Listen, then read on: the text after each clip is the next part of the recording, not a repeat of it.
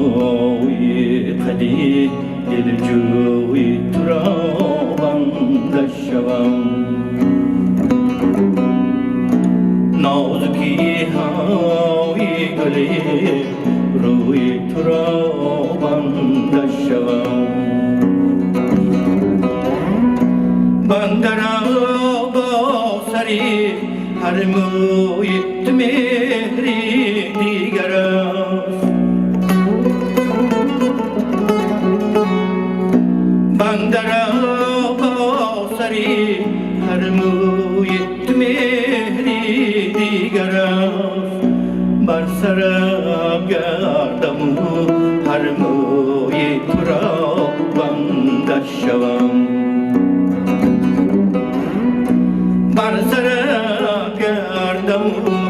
هر موی تو را بنده شوم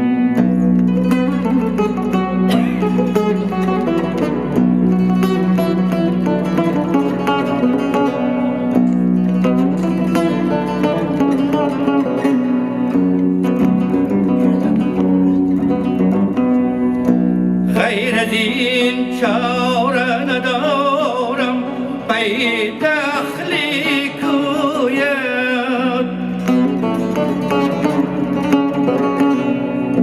که غلامان سری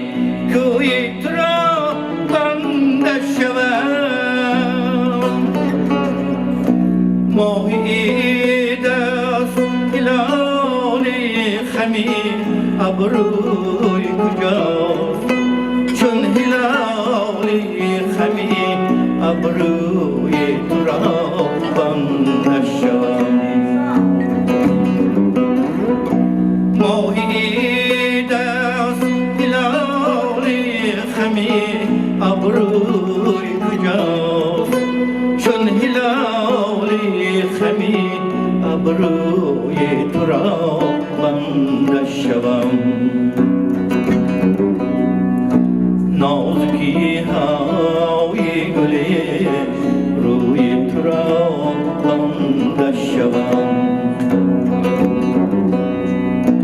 نازکی های گلی